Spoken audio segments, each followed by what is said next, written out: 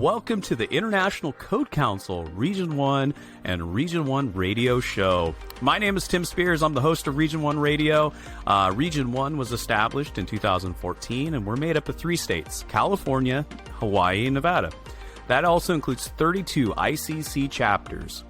We are dedicated to excellence in education and engagement to promote a safer environment by bringing code professionals together to have some discussions. These videos and podcast series were designed to highlight individuals of the chapters and really across the country, and hopefully you can share in those experiences.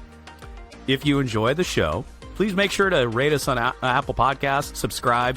We have a YouTube channel, so subscribe on YouTube. You can watch these conversations on YouTube as well. Today on the show, I'm excited to have join me Deputy Fire Chief and Fire Marshal Greg Rogers with the Spokane Valley Fire Department. Hi, Greg, and welcome to ICC Region 1 Radio. Thanks, Tim. It's really an honor and a privilege to be here with you today and speak to those that are listening and watching. Yeah, I'm super excited.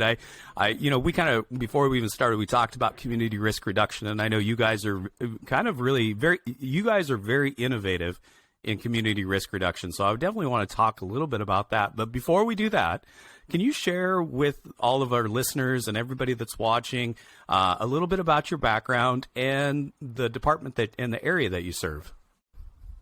Yeah, so it's my background is probably interesting. I actually was going to Oklahoma State in their fire protection engineering technology program, and it was interesting. I had an internship that I was going to be doing with the Cedar Rapids, Iowa Fire Department in their prevention division, and found out back then that they were using the Uniform Fire Code. I'm kind of dating myself making a statement like that, and it was interesting. That's how I met Ray Bazal.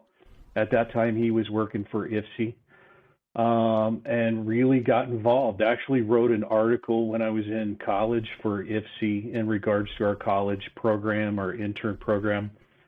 And then my first job was in Colorado, and I got involved with the Colorado Fire Marshals Association and got involved with some of their code development. That was actually where I got to go out to Alexandria, Virginia, and attend my first code hearing, which was the draft code hearings for the internet, what we call now the International Fire Code. And it was interesting. Those hearings, lasted until I think midnight, 1 o'clock in the morning, and we heard thousands and thousands of code proposals. And when we got done, the gentleman from Colorado looked at me and he said, "Hey, what'd you think about all this?" And I thought, man, this is fantastic. I'm like, this is better than going to a code class. I'm like, listen to people. And it was kind of funny. At that point, they looked at me and they were like, "Man, you are just as crazy as the rest of us in a code geek." And so ever since then, I actually worked in Colorado for about 3 years. Then I moved to Washington State and worked for a person by the name of Wayne Center. Wayne Center was heavily involved in codes and went around the country and taught back in the old uniform code days. And I thought, what a great mentor and what a great person to actually be able to come and work with and for. So we moved up here. We moved over into the South Kitsap area. It's just across the water from Seattle. And I was there for 17 years. Okay. And then the job in Spokane Valley opened up about 7 years ago. And I was looking for a change and a different environment, a different culture.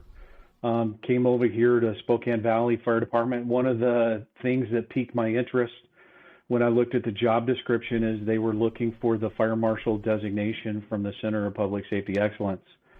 And they were requiring that as part of one of the pieces of the job application. Oh, wow. And I thought, well, that's interesting. I don't really see that a whole lot out in the industry. So that one really piqued my interest, and especially being on the Commission for Professional Credentialing with CPSE, that's one of the reasons why it raised my eyebrows. And I thought, man, anybody that's asking for that has to be a pretty progressive department. So I actually applied for the job. Wasn't quite sure what to expect. They had a really good internal candidate here, and I thought, I don't know if I'm going to make it, but ended up having a meeting with the chief of the fire department here, and he actually came from California, Chief Brian Collins, and a real progressive chief and a real thinker out of the box. And it was interesting when I sat down and met with him. He said, if you come here, you're going to be able to start with a clean slate. You're going to be able to make this division what you want to make it. You're going to be able to start CRR from the ground up. And literally when I left, I had to pinch myself and go, man, is this really real? Is this really a good opportunity? Will this opportunity actually come forward? Because I thought they still got the strong internal candidate. Mm-hmm. Ended up getting a call a couple of days later, and the chief said, "Hey, you're my person. I'd like to offer you the job." And it has been amazing ever since. It's just been fantastic. It's really a great department, a great organization. There's great people that work here. And it's kind of funny when I talk about CRR, I joke with people because I said when I came here, the firefighters and the firefighters union said, that CRR was just the next fad, and that once it gets finished, it'll go away. And it's funny, internally, I kind of chuckled because I kind of knew where things were headed nationally and what was happening in different environments. And I thought, man, they're in for a shock. Hey, before you talk about the department, so you said you were from Cedar Rapids. I actually grew up, or you worked in Cedar Rapids as an internship. I actually grew up and I worked for the Iowa State Fire Marshal's office for about 6 years. Oh, wow. Yeah, in 2004 to 2010. 2011 is kind of when so then I moved to Colorado as well. So holy cow. I was the fire marshal for Estes Valley Fire Protection District in Estes Park. Then I went down, and I'm sure Brett Lacey. I was I worked in Colorado Springs for about 3 to 4 years, and before then coming to California. So yeah, sounds like we kind of made that same. I mean, you were kind of in that same area. I was like, wow, you're like kind of talking my language, through those moves. So yep. Well, it's funny. Cedar Rapids, Iowa, is known to be the only place in the United States that has the city hall, the courthouse, and jail all on an island. Yeah. There's no other place in the country that's like that. And I thought that was just amazing when I stayed there. Yeah, it's a very unique place, and I really do love Iowa. The only thing I don't like about it is the weather. I lived there. I grew up there, and then worked for the state fire marshal's office for a time, and all my family still live back there, but it's cold. It's bitterly cold. I want to say, I think I saw somebody say it was in the single digits, and it's 60 degrees in sunny California today. So I think I'm okay. They have wind chill. They have a wind chill. Yep. So yeah, I tell people even from here, we get snow and cold, but we don't have a wind chill. Yeah. Yeah, and even in Colorado, it wasn't so bad. Colorado was, we always talked about being in the high desert because it got warm. I mean, during the wintertime, we'd get some snow, but it would go away. So so it sounds like we've been in some very similar locations. So when you were in Colorado, where were you at in Colorado?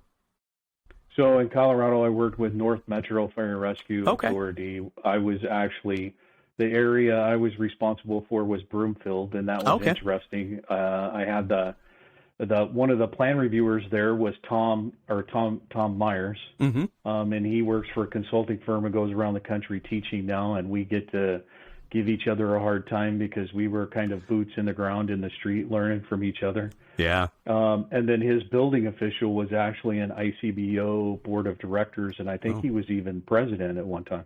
Oh, wow.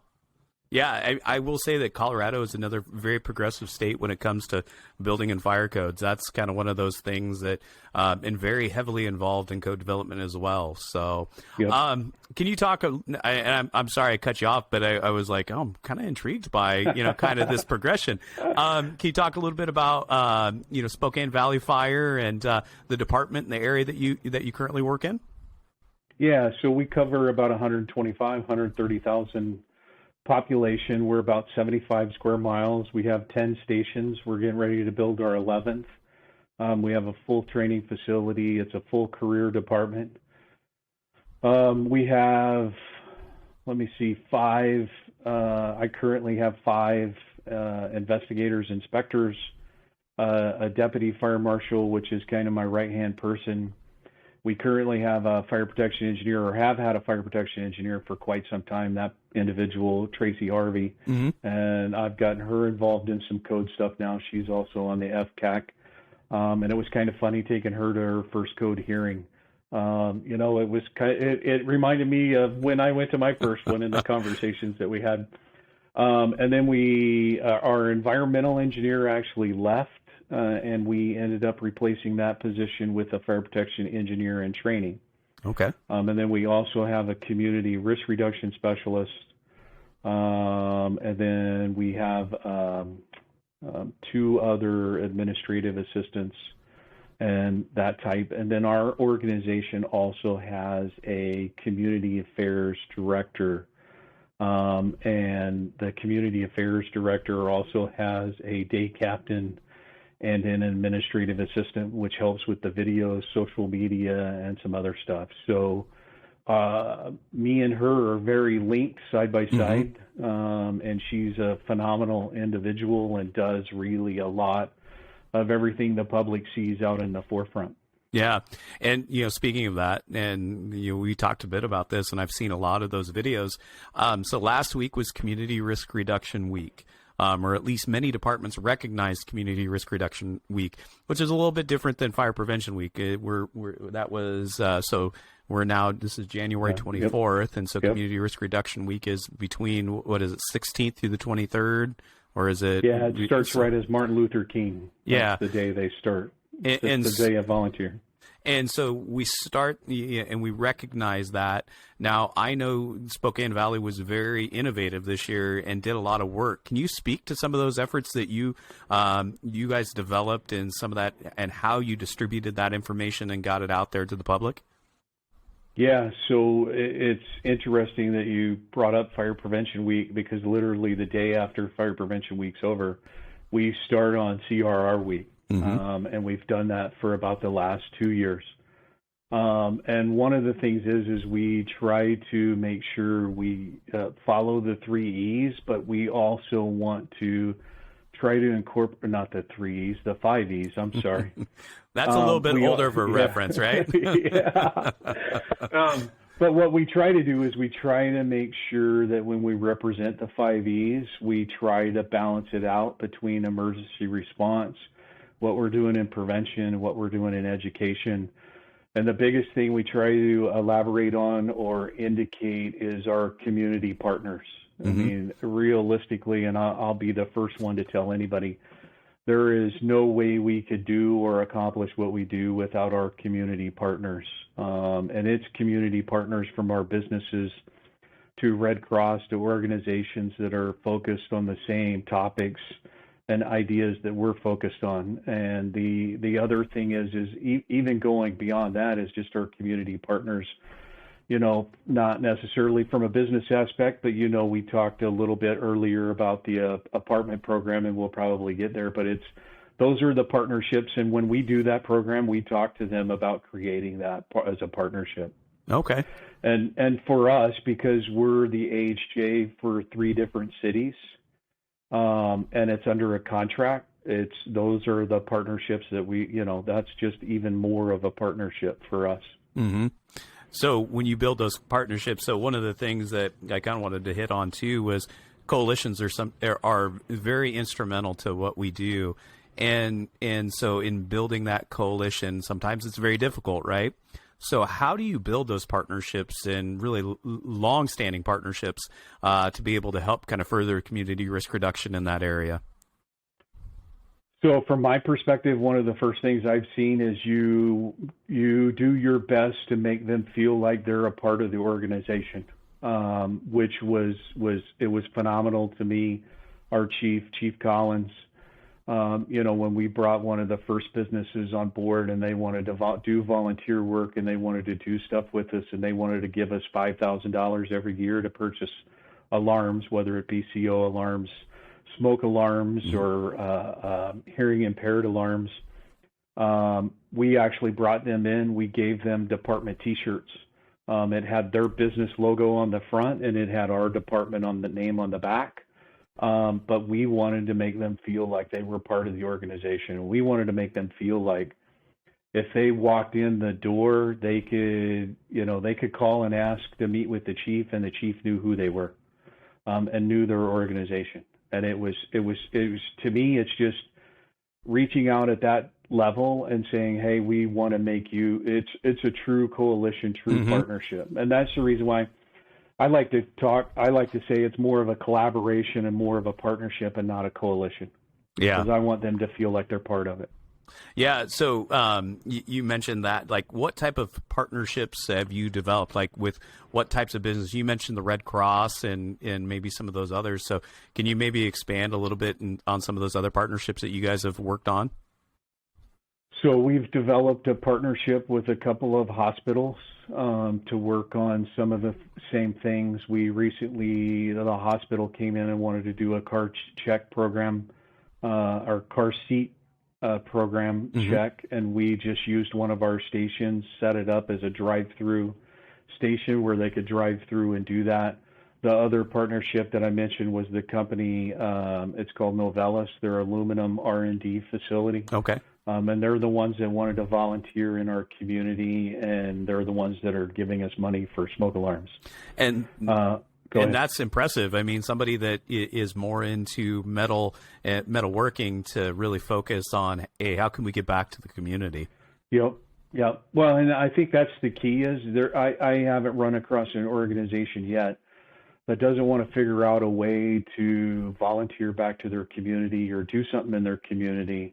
They have community members working for their organization, and it's for them, it's just a way of giving back.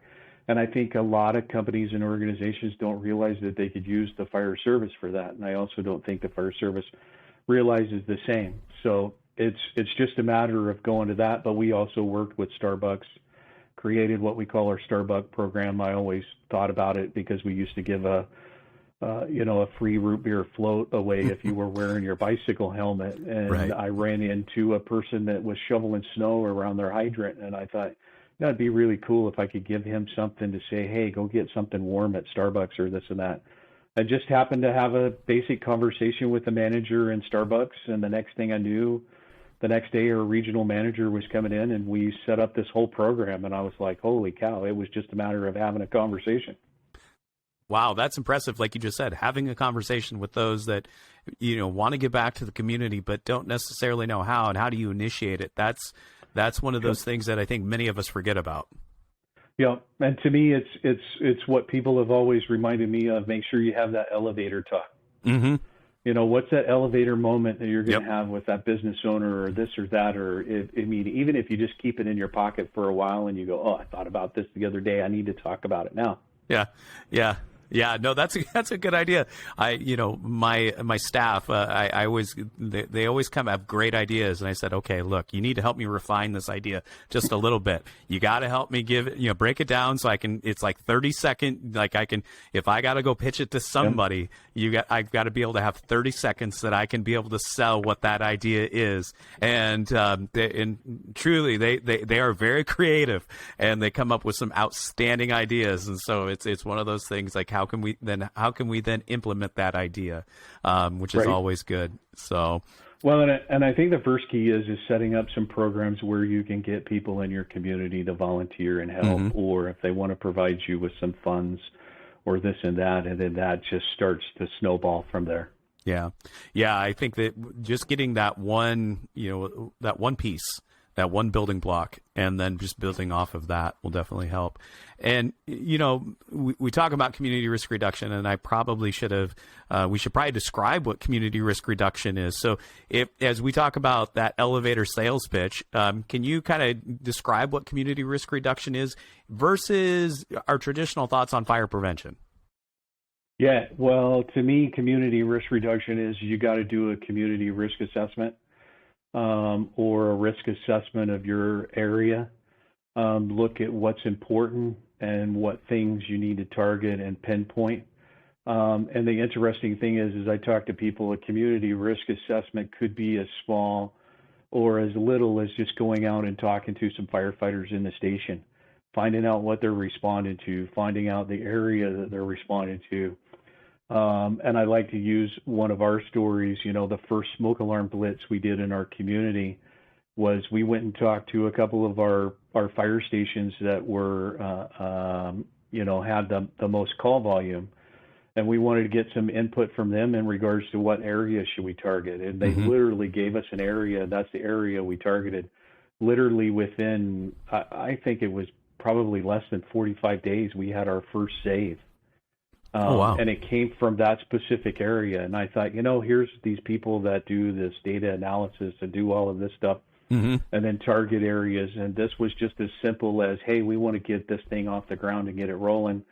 And it's going to be sooner than what we can do a data analysis with. Why not just let's go have some conversations and figure out an area? So, I mean, it could be as little or as small as that, or it could be as big as doing a data analysis and then pinpointing a target or a specific item that you need to go and take care of. I think the key is it looks at it in an overall perspective in regards to not just prevention, but the community risk assessment and community risk reduction takes into consideration emergency response and everything in regards to a bigger picture. Our CPR stat saves here in the Spokane Valley Fire Department is running about 60 to 67% save rate, which is off the charts when you look at that nationally. I think we're one of the highest, if not competing with Seattle, for the highest save rate. But a lot of that has to do with our response model that we do in regards to pit crew CPR, as well as pulse point high school CPR classes or community CPR classes. That's what I try to emphasize to our staff is it's a whole picture and a whole look at that picture, and it's not just one individual point. And when you look at our CPR thing, it takes literally all 5 of the E's in regards to that into consideration. Yeah, and it's one of those things that, like you just mentioned, a lot of times when I think of community risk assessments, and I'm probably not, I'm probably not uncommon, is a lot of times I thought about this big grand report that I've got to be able to, take all this population demographic information and develop this, 20-page, 30, 40, 50-page report, and then from there, then set policy, right? Try to set policies to get, at least address the risk. And and you gave a very good example of how really it doesn't have to be that to at least get started and identify where those risks are. And I think that some of us forget about that. Yep. Well, to me, the key is with the community risk reduction is, what's a risk in your community that you want to target, and how you find that information out. You can do it in a plethora of different ways. There's a large amount of different ways that you can go and find out that information. I think that's part of the problem is a lot of people get a little overwhelmed when you talk about a community risk assessment. It's like, oh my gosh, how am I going to do all that? Where is all that going to come from? Yeah. That's great information if you can get to that point. But to me, even if you can't get to that point, it's okay. Look, it could, if you're a volunteer organization, it's probably going to be a rarity if you get that much information or get that much in detail. But you could definitely go and talk to some community members and listen to what's going on in your community and your response folks and go, hey, maybe we should do this. Yeah. And I think that getting stakeholder involvement is always essential. And we talked about the apartment program before we started, and you mentioned it here. And one of the things that I'm going to be picking your brain about is that apartment program, because I just had a very good example of that even before I jumped on this discussion with you. I had an apartment owner that was expressing some concerns with our overall practice of fire prevention inspections, and wishing that there was some more educational opportunities out there. And I know that your department has put together an apartment program or apartment fire safety program. Can you describe a little bit about that and what that program really entails? Yeah, so that program kind of got invented from my Kitsap days. Right before I got to Kitsap, they had a huge fire. It was called the Kona Village Fire in Bremerton. Displaced probably 200, if not 200 plus people from an apartment complex that burned down entirely. They did a whole complete analysis on everything that they wanted to do in regards to retrofit sprinklers, alarms, this and that, where was that happy medium. And they did a year-long study with apartment complex owners and had some renters in that as well. And from that, we actually went out and did public education programs at the apartment complexes. And part of that ordinance required us twice a year to go provide presentations to apartment complexes. It was interesting because as we did it, it's like any of us, you go and do a public education event at a complex or a community center or this and that. And we all know, being the professionals that we are, probably 80 to 90% of the time when we're doing those classes, that's not really the people that we should be talking to. Yeah. Those, and don't get me wrong, those people are important and they need to hear the message just like everybody else. Yeah. Yep. But us that are out in the field that are doing it, it's kind of like, oh man, I already know this is not the group. These guys are asking all the right questions. They know all the right information. Right. It's like, I need to get to the people that don't know that. So it was interesting. We actually had Tualatin Valley Fire and Rescue from Oregon came up, and they spent a couple of days with us and watched our program, and they morphed it a little bit into, they started a program very similar to what we have. And so then when I started here at Spokane Valley, I need to back up. So then when Tualatin Valley took that, Tualatin Valley kind of changed it a little bit and did the program to apartment managers. And I thought, man, that's kind of a neat little twist. Yeah. So then when I came up here to Spokane, we actually flew our EMS chief and our community risk reduction specialist to Tualatin Valley, and they set in their program. And then what we did is instead of reinventing the wheel, we kind of took their wheel and tweaked it and modified it the same way they did to us in KidSAP. And their program was a full day program. And I'm like, man, there is no way we're going to be able to get people in here for a full day. One of the other things is we wanted to include in a separate Stop the Bleed and CPR program, and just a real bare bones basic. So that's how we included EMS.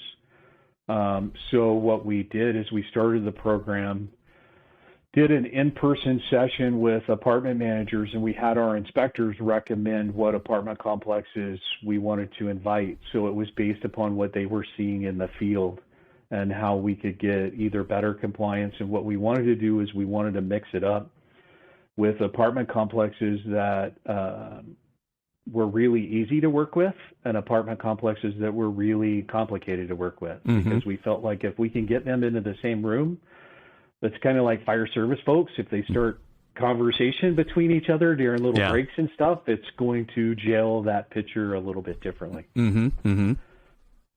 So we have a presentation in regards to that, in regards to the fire protection systems, so that way we can educate them about their fire protection systems, why they're important. I will preface, one of the keys is during the opening of the session, I do the opening and talk to them about what me and you just talked about a minute ago, and that's that partnership and collaboration.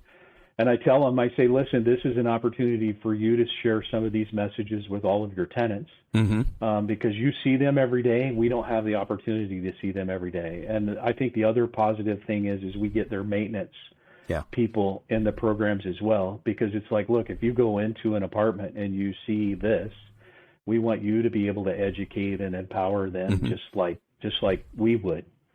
So what we tried to do is create it in a way where it was like a train the trainer. We wanted to train them to be our voice and our advocate.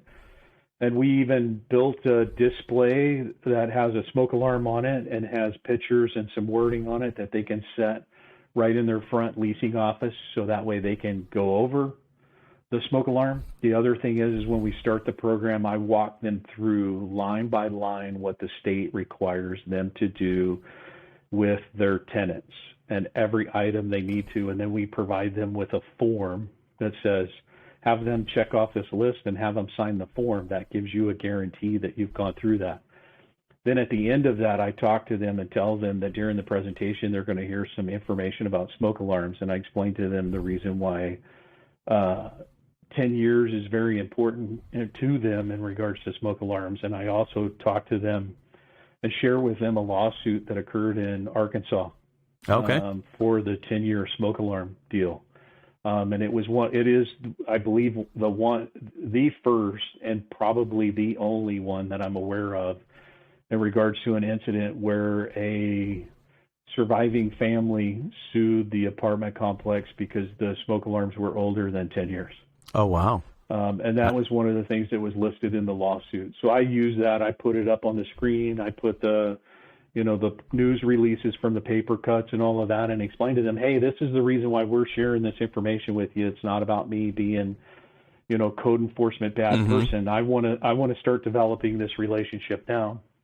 And then during the presentation, that's part of the pieces that they go over, but they also go over our emergency response, what they should expect in regards to emergency response, as well as, that gives us an opportunity to talk about fire lanes, fire hydrants, make sure you don't block them, this and that. You can help us police this.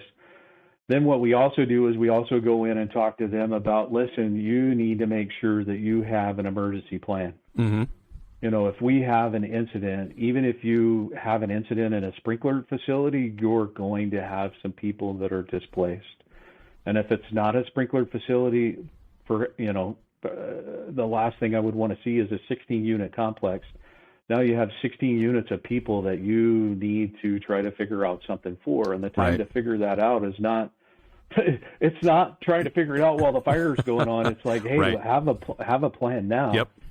And I think the key is knowing that it's going to happen. But the thing about it is what I tell them is you can use this plan, whether it's for any natural disaster, whether it's earthquake, a storm, a power outage, of this, of that. Just think about that and have that in the back of your mind, which is very similar to what we do or require for I occupancies. The interesting thing is we don't require them for apartment complexes.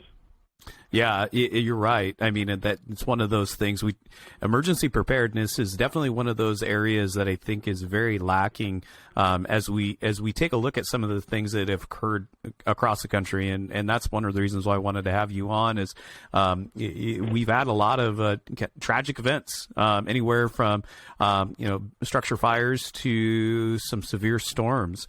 And one of the things that I talked to Fire Chief Michael O'Brien, and he even really highlighted the importance of emergency preparedness and how do we get better in that emergency preparedness and that planning area.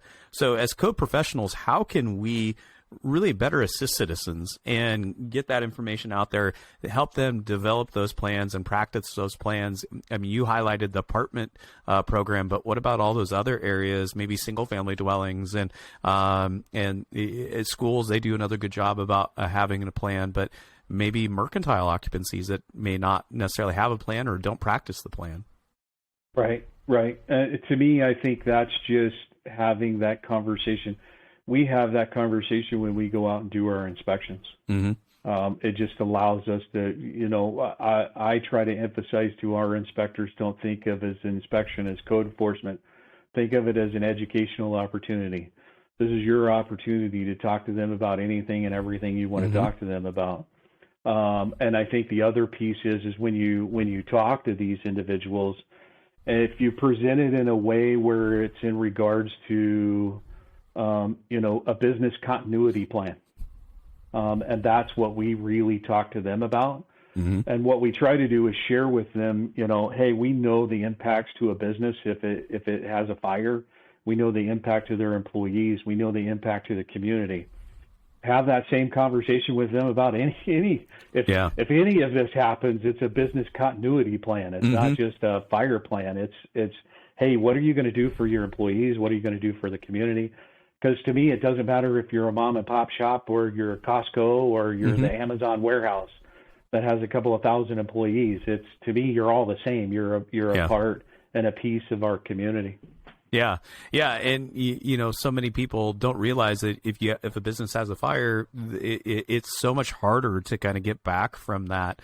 And so it's always good to have that plan and how to be better prepared to address it. Yep. Well, and I also like to share with our citizens because I don't think they realize the impact of, even if they have a small kitchen fire, Mm-hmm. in their residence, the likelihood of you being back in that home could be anywhere from 6 months to a year. Mm-hmm. I was talking to a lady in our community just recently. Her dad had a fire, and it was right before the holidays, and she just couldn't believe it. And now they're actually moved out, and she was sharing with me the shock that she had to find out from the insurance company it would probably be a year from now before they would even be back into Wow. their home. And so for me, it's we need to share those stories with our community, Mm-hmm. because I think when our community starts to realize those pieces, it's like, oh, maybe I should start thinking about a plan. Yeah, I agree with that. Before it gets too late, as you mentioned before.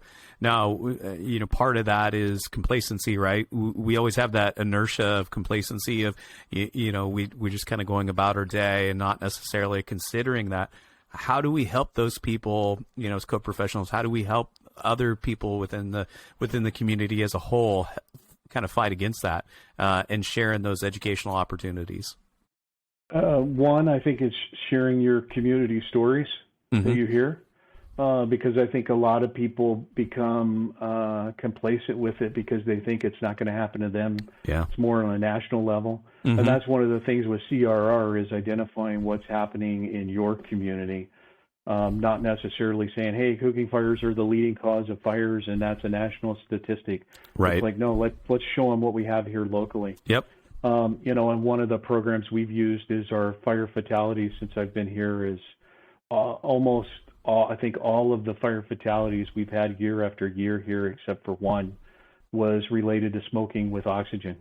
Okay. So we've started a program for that, to try to alleviate that or get away from that. Yeah, I think to be able to, like you just mentioned, national statistics are great, but really, what is that metric in your community? How are you measuring it, and how can you boil it down, and how can you work with those individuals and those citizens within your community? Now, you talked about community risk reduction and how firefighters maybe considered it to be the next fad, right? And so, many departments have rebranded themselves, CRR. Like my department here, we are Community Risk Reduction Division. So I know that there's a lot of folks out there that have also done the same. But so many of us have a hard time as we take a look at some of those historical mandates that we have, anywhere from fire inspections and plan reviews, new construction, annual operational permits. How can you really help, or what suggestions do you have to help departments? I don't want to say make a shift, but maybe expand a little bit into that community risk reduction piece.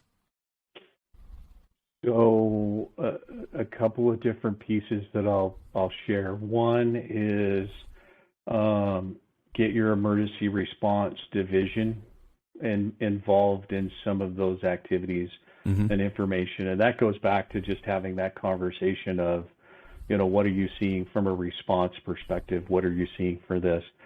As well as, I think, including your training division, and starting to use your training division in regards to from recruits all the way through your senior folks, and start educating them in regards to what community risk reduction is and what it's about. That's one of the ways, we've kind of integrated community risk reduction in here into Spokane Valley Fire Department. I think the other piece that I try to emphasize to people about in the fire service is it's a language. Mm-hmm. And it's a definition of CRR. If you can get your upper administration to start talking about CRR in regards to a response or different levels, it becomes a natural flowing conversation and discussion. And I'll share with you this, our training chief, EMS division chief, our deputy chief of ops, our deputy chief of administration, and our fire chief, it's interesting, if they talk about emergency response or they talk about this, they talk about it in regards to community risk reduction.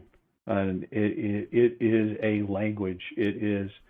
And if you start to get people like that, having that repetitive conversation and discussion, and it's all in the way you present it. And I even mentioned the first smoke alarm save we had. I told our prevention folks as soon as it happened, and even the PIO, be very careful about that, because I said, listen, it had to do with the 5 E's of community risk reduction. It was not a smoke alarm save. It didn't come for prevention. It didn't come from this. We actually went back and looked at the forms that did the install. It was a group of firefighters that went out and did that install during the blitz. We made sure and gave them kudos for that. We also represented it in a way, because of the smoke alarm activation, gave us quick response. The quick response allowed us to be able to do what we were able to do. And to me, that's part of that language change and shift. Give credit where credit's due, but just make sure we try to make sure we don't just focus on the prevention message or the educational piece. We focus on it as a holistic approach. Yeah, that's a good way of doing it. You know, as you just mentioned, that it's a language department wide, where and we're not working in these silos. I think sometimes we have a tendency. You have your division, I have my division, and we run them separately. And so, how do you merge it? And I think we're getting better about that. I really do think that the fire service is changing towards more of that. I mean, we have seen a large reduction in fires, right? We've seen such a large reduction in the overall fire. That I don't want to say maybe from like this 70s and 80s and things like that, but we have seen reduction in fires. I know in my community we have very few fires, which I'm very thankful for, and I really do think that that's a good example of our efforts in fire prevention.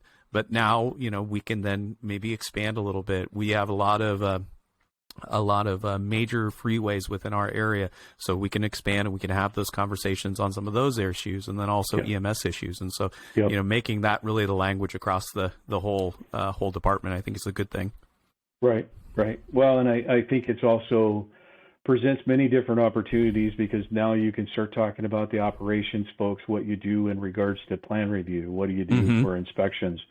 This is the reason why plan review is important. This is the reason why the fire protection engineer we have is important, because the moment you pull out of that station, those roads you're driving on is just as important. The fire protection engineer in training we have here that's in charge of our hydrant program and hydrant maintenance.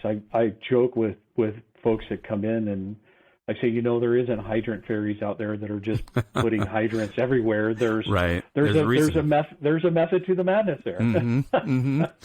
Yeah, and that's one of those things that sometimes I don't quite understand why this happens. Well, there's a reason why it happens. We try to help set that that level of safety through engineering, right? And taking a look at that E for engineering. So and I also try to explain to people that I think fire departments are the only organization that deal with a building from what I call cradle to grave. Yeah, we have to deal with it from the moment it's built until the minute it goes away. Yeah, and very true. I mean, because if we don't, and how do we maintain it over the course of that time period, and getting in there and really working with those individuals. So, talking about that cradle to grave relationship. And you mentioned being active in code development. So how does code development really interplay with community risk reduction? Well, to me, code development is just as big as community risk reduction as our apartment manager program. And I'll go back from code development. And a big piece of that is, you can look at marinas, marina requirements that came into the code. You can look at what we're currently working on in regards to electric cars, ESS. There is technology changing faster than we can change the code, and for that code development to be able to keep up with it. I mean, it's another example is valley trash. For apartment complexes, and you can just mobile fueling, and you can go on and on and on. And to me, that is where the rubber meets the road, because that's what people are out doing when they do the enforcement and the engineering piece. Where does that come from? It comes from our standards and our code development process.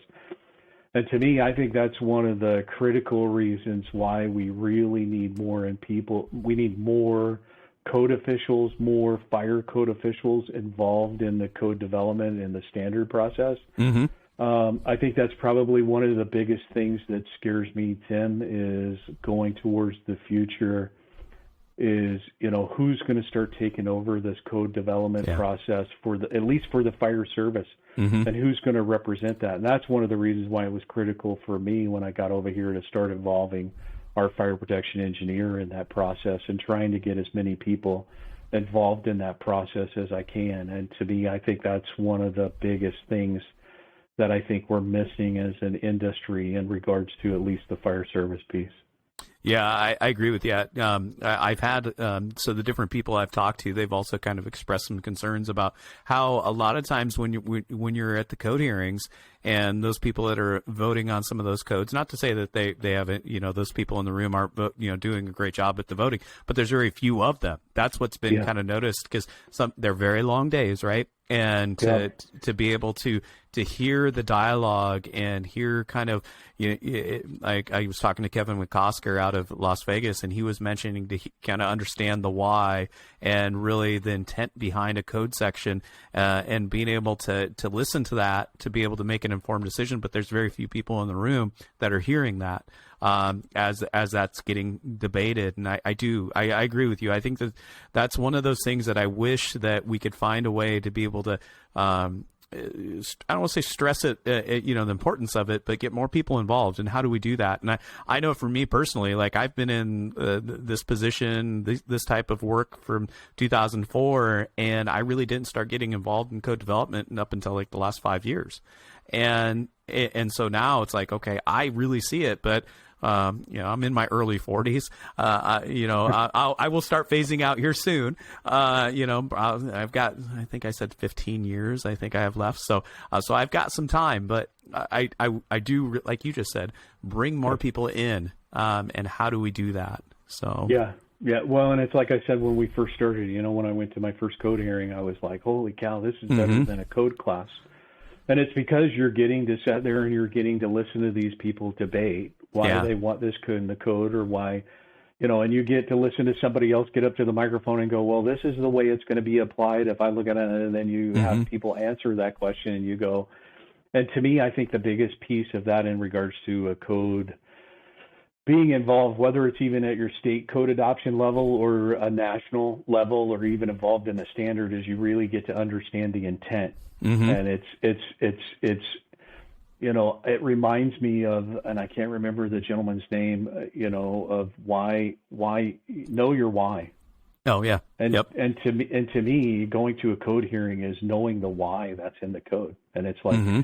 and for me to be able to know that, as well as being able to help my inspectors know that, or members of our own staff be able to know and understand that and share those stories with them. Yep. It empowers them to go out and share those stories with the community.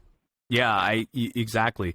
Instead of being so heavy-handed and just say, like you just mentioned, we talked about the department piece and being, talking about how as a code professional and being code enforcement, but knowing the why, to kind of share with them the why, like you mentioned, the 10-year battery, or the 10-year smoke alarm replacement requirements, and understanding, hey, there's a reason for this, and being able to share that with people, I think is very essential, as we take a look at that. But yeah, I really do kind of wish that there was a way, and I will say that ICC with this last round, the pandemic really allowed for more people to get involved.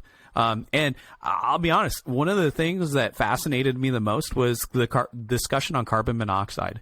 And how many people were involved in that. That was amazing. I mean, the people that were involved, I mean, they had firsthand, experience, and they spent so much time and effort in that. Yeah. And I just thought it was amazing. I thought it was a good way to be able to bring more people in. And I really hope that they continue to stay involved and active in that, because I really thought that was outstanding. I thought that for me, that was the biggest, the kind of, I felt really good about.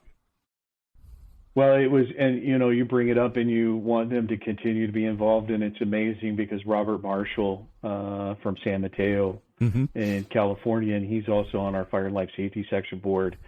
he reached out to them after we got done at the committee level and wanted to continue to work with them and continue to move that forward. But it is exactly what you said. It was amazing to see that go forward and see the conversations and discussions and the topics that were brought up. Because it was interesting. Robert and I had conversations afterwards, and we were like, man, we never thought of it that way. We never realized, that it was going through the wall, or their experience at this hotel, or this experience. And it was like, that is crazy. It's like, but that's the thing about it is how else would you know it or learn it if it wasn't for that opportunity? Yeah, and and they're very passionate about it, which and they had I could be wrong, but I don't think that they had experience in code development. I thought no, and to be able to get in and understand how to affect change, really was outstanding. Because they saw a problem and they saw something that needed to be addressed, and they tried to affect change. And I do commend you and Robert both on that, because I remember that discussion about that and saying, hey, I will reach out to you, we will make this better, and we will get this through. We just need to work together, and another partnership, right? One that we can continue to build. So just a partnership at a different level with different topic. It happens to be more code development, but to me, I think one of the things I tried to share with them, being a committee member, is, hey, don't get frustrated by the negative. You're in the right group, you're with the right group, you're moving at the right direction. There's just a way that we have to go through the process, and we can definitely help you make that happen. Yeah, absolutely. And I think that, as fire code officials and really code professionals as a whole, I think that we're always trying to be as accommodating as we can to try to help those individuals, because it does make things better. It does make really the overall, community better as well. Yeah. Well, and just to further that, I don't think there's anybody that hasn't gone to their first code hearing. Sean DeCrane, he came to his first code hearing, and he was representing IAFF, and he was, I think he came up to a couple of us that was there, and it was just like, what am I doing? Help me. And it was basically, hey, let's take you, we can walk you through this process, and we do this. And now, if somebody hears in the code world, Sean DeCrane, they're like, oh yeah, I know that guy. He represented IAFF. He was with Cleveland. Now he's with UL, and da-da-da.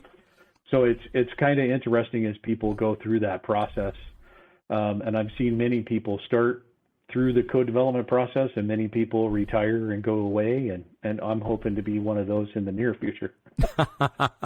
Yeah, I will say that I went to my first code hearing was the Group B code hearings in Vegas for the residential code and all of those, and I felt like I was drinking from a fire hose. Now, I will say that I just went through the Group A code hearings, and I felt a lot better, and I understood a lot more what was going on.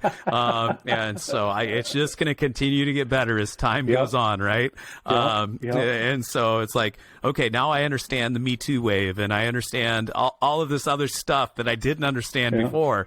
And so it was always, it's very nuanced. But it's structured for a reason, right? And and that structure does bring about, some challenges if you're not familiar with it. So, well, and the same thing, you got to, it goes back to those partnerships and collaborations. You got to develop some partnership and collaboration to get some of your code proposals through, because you're also dealing with private industry, and you need to work on it as a group. I remember, I think 2 cycles ago or 1 cycle ago, when we were trying to bring in the extraction and process and growing piece for, marijuana. And we went through that, and we had Colorado and Oregon, and we had some representatives. Even tried to reach out to a few people in the industry and get them on board, so that way we could get a mix and a mold to that, and just try to get something in as a placeholder. But the interesting piece is I think if I would have tried to do that myself, I would have got sent back home and said, hey, you need to work with all of this other, and all of those people would have brought up, hey, you can't do this, hey, you can't do that, hey, this is that. And so that goes back to that partnership and collaboration and I think that's the same for any code proposal. Yeah, you said pretty much the exact same thing that Chief O'Brien said, that make sure that the right people are in the room. Make sure that you have those people in the room that can provide that perspective, and all parties are there to be able to make it work. So Yep. Now, we talk about, we kind of briefly hit on the pandemic, but how do you think that the pandemic has really shaped community risk reduction and maybe changed it a bit? I don't want to say changed it, but maybe influenced it a bit. So, well, here's a perfect example. You talked about our apartment program. So we launched our apartment program right before the pandemic, and we were actually doing that in person. The pandemic, I don't want to say forced us, but caused us to change that, where we created it more as an online program and a virtual program. And I think a lot of people have experienced that, where they've had to tweak and modify their programs. Some of our school programs, we even changed to, I don't want to say online, but more of a virtual program. And it's interesting, even as we're going back to, school full time in the schools, they still want to utilize parts and pieces of our virtual program to do in their school, just because it's easier. I think the other thing that has probably been a major shift industry-wise is electronic plan review. There's a handful of organizations, or a lot of organizations, that were doing electronic plan review before the pandemic, and now the pandemic has forced almost everybody to go to electronic plan review. I can say I want to knock on wood. We were already doing. It was funny, in our region, in our area, we were the first one. Our fire department was the first ones doing electronic plan review. And even with the cities that we contracted out with, the cities weren't doing electronic plan review. And it was immediately when that happened, the switch got flipped, and they wanted to know what we were doing and how we were doing it and getting all of this stuff done. And I think a lot of people had to make that transition. I think one of the biggest transitions moving forward, and we haven't even really touched on it here in the Spokane Valley Fire Department, is going to be the remote and virtual inspections. Yeah. I think that is going to be huge opportunities in changing how we do business as an AHJ. I think the other thing that you're going to start to see change is more technology involved in education. We started a virtual reality fire extinguisher program here right before the pandemic. It was probably the worst time we could have ever started it. But I honestly believe when we come back, my hope is that we continue to grow that virtual reality educational program, because I think that is going to be where the rubber meets the road for the future in regards to educating our community.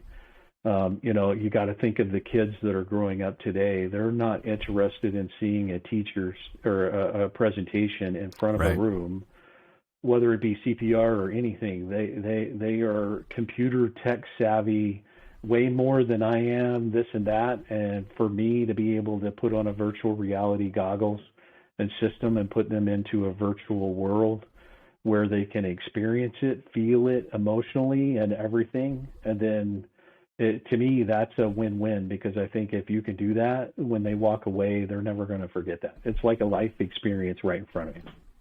So virtual reality with goggles. And so how did, I do have questions on that, is like, how do you, because it's hard, right? To be able to get enough of the materials to be able to wear and do those types of things. So, I'm curious, like, how's your department engage in that? And because it sounds like it's a school-based program, or is it VR? Is it across multiple areas?